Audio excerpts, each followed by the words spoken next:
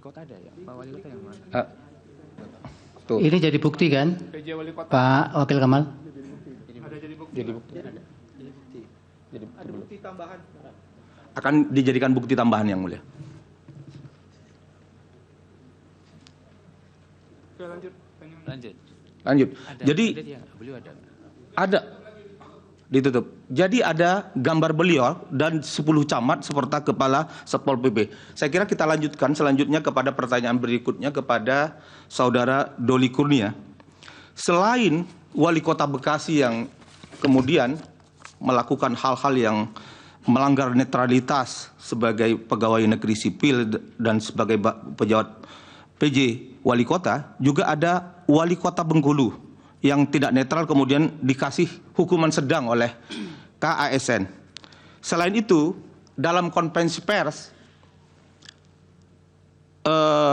Komnas HAM menyatakan banyak ASN termasuk PJ kepala daerah yang tidak netral. Salah satu contohnya adalah kata Komnas HAM itu adalah PJ Gubernur Kalbar minta warga pilih capres yang pro IKN. Ini bisa dilihat tanggal 30 Januari 2024 juga. Kemudian ini lanjutnya juga diterangkan oleh Ketua Komnas HAM, ada arahan Wali Kota Samarinda Andi Harun kepada jajarannya untuk memilih 02. Ini apa yang disampaikan oleh Komnas HAM. Di samping juga yang mulia, ada sebagaimana telah menjadi diskusi kita tadi, ada PJ Gubernur Jawa Tengah yang juga menjemput pasangan calon Prabowo nomor urut 2 pada waktu saat kampanye. Ini adalah hal yang viral. Jadi banyak kami sesungguhnya menemukan, tapi yang viral yang di masyarakat yang kita contohkan. Pertanyaannya kepada Komisi 2 DPR adalah apa pengawasan yang dilakukan oleh DPR terhadap para penjabat gubernur atau wali kota maupun bupati. Saya kira itu cukup yang mulia. Cukup. Ada tambahan. Ini saya tujukan pada teman-teman yang memang punya otoritas untuk ini. Gubernur Ali Mazi dan Gubernur Maluku Utara menolak melantik pejabat-pejabat yang diusulkan oleh pemerintah pusat. Dan penolakan itu didasarkan pada alasan bahwa mereka bukan calon-calon yang diusulkan oleh gubernur, terutama bupati. Dan ini juga terkonfirmasi oleh Komisi 2 yang melakukan kritik penunjukan PJ kepala daerah. Bahkan disebutkan dalam judulnya itu ada yang tunjukkan posisi politik. Saya tidak mau sebut itu transaksi politik. Bagaimana menjelaskan itu kalau memang prosesnya itu dilakukan secara accountable? Itu bagian yang pertama. Khusus di Bekasi, saya ingin bertanya, karena yang hadir penjabat dari Bekasi, apakah Presiden Jokowi pernah ke Bekasi? Dan apakah kepergian Presiden Jokowi ke Bekasi dalam rangka kunjungan kerja disertai juga bantuan sosial untuk membagi-bagi bansos? Terus yang juga lainnya, mau memohon konfirmasi, ini dalam kaitannya dengan proses pemilihan komisioner di KPU dan di Bawaslu. Beredar di masyarakat satu informasi yang mengkonfirmasi bahwa orang-orang yang akan dipilih itu sudah beredar di pusat, di masyarakat 1-2 hari sebelum pengumuman mereka. Saya pakai inisial saja Pak Ketua supaya tidak enak ini. HA itu direkomendasi oleh Ansor dan Gerindra. IH oleh Nasdem. BEI oleh Nasdem. Agus Melas oleh PDI. Ada nama-nama seperti itu. Begitupun di Bawaslu. Tapi sebenarnya tadi kan saya tidak menjelaskan soal rekrutmen. Nah, pertanyaan saya ini soal yang berkaitan dengan independensi dari penyelenggara pemilu. Ya, tapi saksi mengatakan perekrutan untuk kepala daerah, pejabat sebenarnya. Dan itu sekarang saya mengajukan pertanyaan Ya, untuk nanti ini. Karena ini tidak saksi dijelaskan, padahal ini sungguh penting Pak Ketua. Ya, silakan nanti saksi jawab Bapak Sepanjang Jadi saya lanjutkan, ini penutupnya. Silakan. Jadi ada berbagai informasi yang mengkonfirmasi bahwa orang-orang ini nama-namanya sudah beredar di luar sebelum dinyatakan oleh Komisi 2. Dan yang paling menarik adalah ada pengaduan dari masyarakat sipil mengenai verifikasi faktual terhadap anggota peserta pemilu yang pernah ada di Komisi 2. Pertanyaannya adalah apakah kami menghadirkan saksi ini dalam konteks pejabat kepala daerah. Ya, tadi. Bukan kami menyeleksi ingin komisioner membuktikan, KPU. Pak Ketua, Tapi pertanyaannya ada tidak pelanggaran relevan. terhadap prinsip-prinsip Ya, nanti penyelenggaraan biar- pemilu. Sudah cukup. Saya dipotong tadi, saya kasih Ya. waktu saya 1 menit. Biar nanti saksi sebisanya dia jawab. Ya, Karena tadi memang core-nya yang dijelaskan adalah soal Ya, tapi- memang tupoksinya termasuk pansel. Dan Tapi- dalil kami juga mengatakan Ya itu. sudah cukup. Yang 1 menit tadi apa? Ya, mohon maaf Pak Ketua. Jadi ada civil society yang menekuni soal pemilu bersih, pernah melaporkan kepada Komisi 2 adanya pelanggaran tahapan proses verifikasi faktual yang diduga dilakukan oleh komisioner-komisioner KPU terhadap anggota komisioner KPU di provinsi. Ya. Dan pada saat itu rapatnya yang tadinya terbuka dibuat menjadi tertutup. Pertanyaannya kami adalah apakah kita bisa mendapatkan hasil itu dan bagaimana proses Yang mulia, kami ingin konfirmasi kepada Pak Bambang. saya belum selesai. Tinggal- Nah, ini supaya jangan jadi sesat informasi ini. No, ini saya belum selesai. Dalam Sudah. dalil itu mendalilkan Saya belum Presiden Jokowi selesai. yang mengatur. Sekarang sudah berbalik lagi narasi seolah-olah dari partai politik. Mungkin bisa No, dikonfirmasi. ini ada 2 pertanyaan. Sudah. Kalau mau bicara semua keluar saja di luar berdua. Pak Ketua, saya belum selesai. Setelah itu nanti saya akan keluar kalau saya selesai. Tapi tinggal 1 menit tadi sudah titik Karena saya belum? diganggu oleh Ya. pengganggu. Tapi gangguannya tinggal terakhir, Pak. Oke, Titik terakhir kalau tadi. gitu Pak Ketua 30 detik. Jadi pertanyaannya adalah apakah kami bisa mendapatkan konfirmasi terhadap hasil rapat yang tadinya terbuka dibikin tertutup? Ya, Terima kasih. baik. Lagi Pak Ketua. Saya. Silakan. Oke. Kepada saksi Doli dan Supriyanto, saya tanya fakta ringan ini ya. Itu mengenai penjabat itu, penunjukan penjabat itu boleh tahu rancangan undang-undangnya itu usul dari mana? Apakah DPR ataukah pemerintah? Itu satu.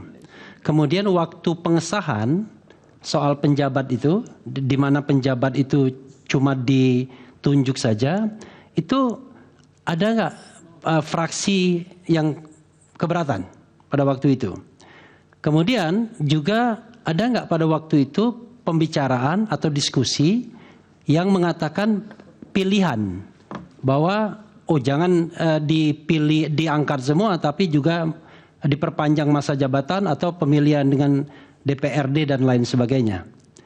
Kemudian yang soal PJ Heru tadi, ada nggak perbincangan atau tindakan DPR atau barangkali yang Bapak ketahui di DPRD untuk katakanlah menegur atau mengambil tindakan karena yang bersangkutan membagikan bansos dengan bungkus warna paslon tertentu. Kemudian itu saja, makasih. Ini saksi siapa? Untuk saksi siapa, Pak? Replik. Saksi Doli dan saksi Supriyanto. Baik. Dari Pemohon 2 ada pertanyaan? Ya, terima kasih Yang Mulia. Kami singkat saja kepada PJ Wali Kota Bekasi ya. Saya mau menanyakan bagaimana proses pengangkatan PJ yang saudara diangkat. Kemudian menurut saya bahwa dalam pengangkatan PJ ini harus melalui peraturan pemerintah ya. Tetapi saat ini payung hukumnya adalah Permendagri tahun 2023. Mungkin bisa saudara jelaskan proses tahapan saudara diangkat menjadi PJ. Yang kedua, untuk yang Biro Hukum, pertanyaan saya, yang para bupati yang pernah menjadi jabat ya, menjadi bupati, dari pantauan saudara, berapa besar yang menjadi PJ yang dari partai? Terima kasih. Cukup? Lanjutkan nama rekan saya. Terima kasih. Terima kasih Yang Mulia atas kesempatannya. Untuk saudara saksi PJ Wali Kota, ini berkaitan dengan netralitas Yang Mulia. Yang ingin kami tanyakan kepada saudara saksi, saudara dihadirkan dalam persidangan ini sebagai saksi dari paslon Prabowo Gibran. Yang ingin saya tanyakan, apakah saudara saksi mengetahui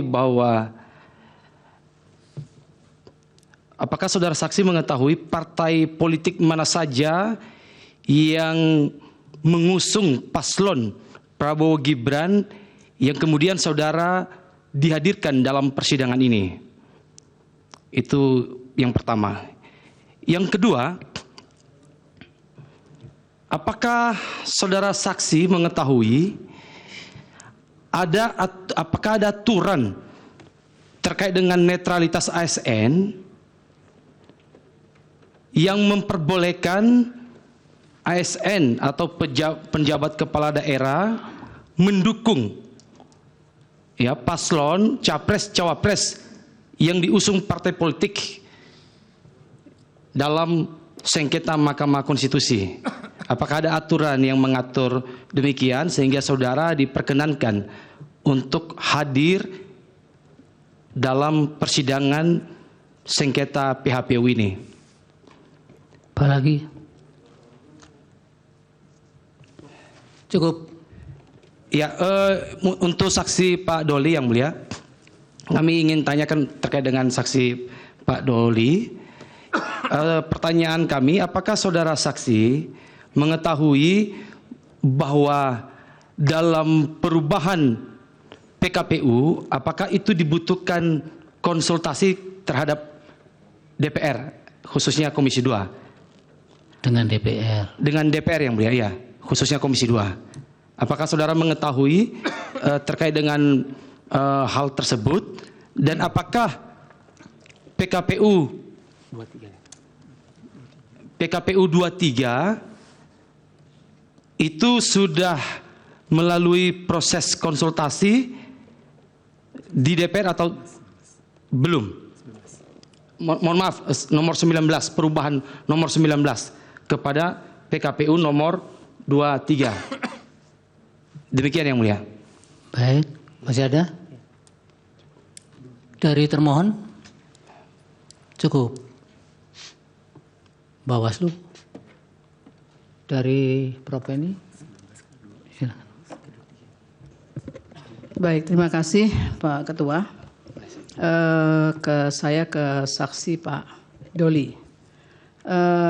Begini Pak Doli, kalau diikuti proses ketentuan peralihan berkenaan dengan penentuan PJ itu memang kan bukan di 2016, prosesnya sudah panjang ya. Dari 2000 mungkin pembahasan sudah di 2014 mungkin ya, tapi 2015 itu adanya mulai ada ketentuan mengenai peralihan itu. Nah, pertanyaan saya adalah, apakah saksi selaku ketua komisi, sudah ketua komisi belum Pak pada waktu itu? 2015? Belum Bu. Belum ya, apakah sepengetahuan, tapi udah di komisi 2 ya? Belum Bu. Belum ya? Iya. Komisi 2-nya mulai kapan Pak? 2019 Bu. Oh 2019, oke. Sepengetahuan dari Pak Doli ya, termasuk Pak Suprianto, apakah yang sekarang ini terjadi, ya artinya yang realisasi yang sekarang ini berlaku, ya, apakah sudah sejalan dengan semangat yang dirancang pada saat pembentukan Undang-Undang 10/2016? Karena bagaimanapun juga kalau kita berkiblat kepada penjelasan Undang-Undang 1945 yang sudah tidak lagi diberlakukan, itu ada semangat penyelenggara negara. Itu kan yang pokok sebetulnya. Apakah semangat yang ada itu sepengetahuan dari Pak Doli maupun Pak Suprianto tetap sejalan dengan maksud dibentuknya ketentuan peralihan pasal 201 itu, ya? Kenapa? Karena ini kaitannya adalah saya baca ada riset dari KASN, itu mempersoalkan 70% itu berkaitan dengan pengangkatan PJ itu terjadi ketidaknetralan di situ. Itu satu. Kemudian ada lagi laporan dari Ombudsman yang menyampaikan laporannya, yaitu laporan akhir hasil pemeriksaan, juga menyampaikan laporan berkenaan dengan ketidaknetralan di situ. Itu bagaimana sesungguhnya dari Komisi 2 menyikapi hal ini ya, terkait dengan efektivitas fungsi pengawasan dari DPR, khususnya Komisi 2. Sejauh mana itu dilakukan, sepengetahuan dari Pak Doli maupun Pak Suprianto.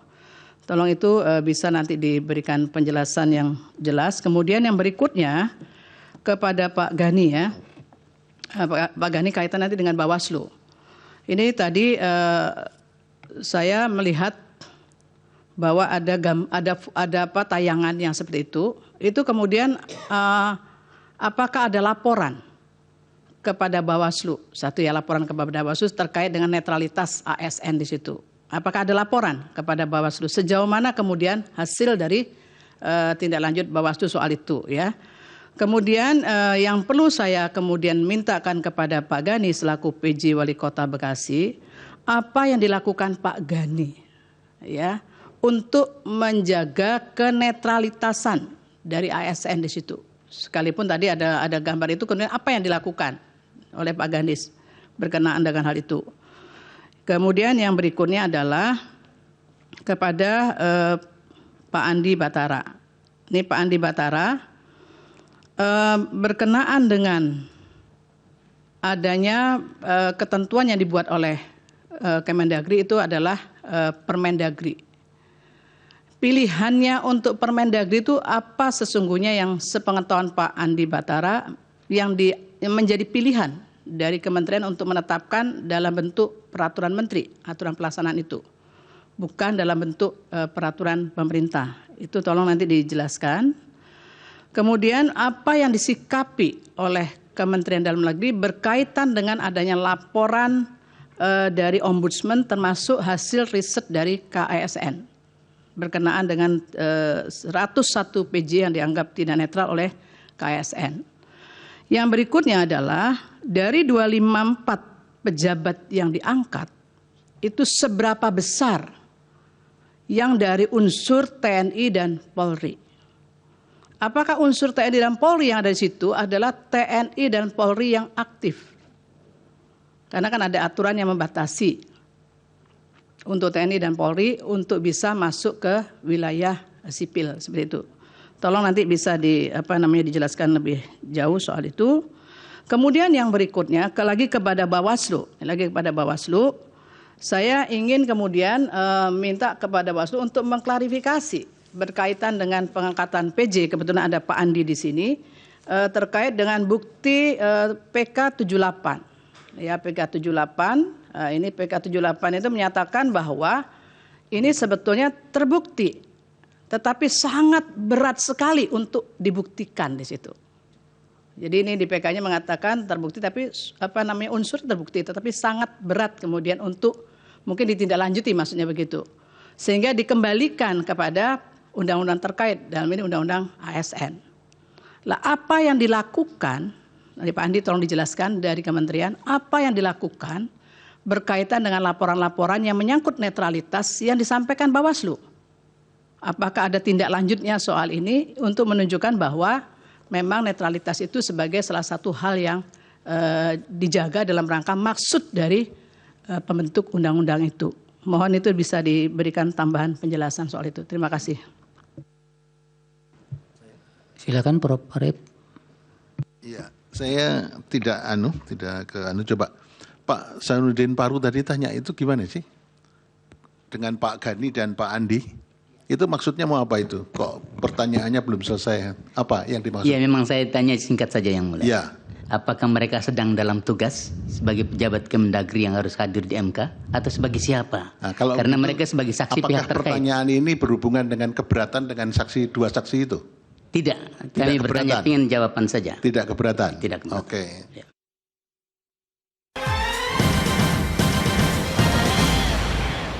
Jelajahi cara baru mendapatkan informasi. Download Metro TV Extend sekarang.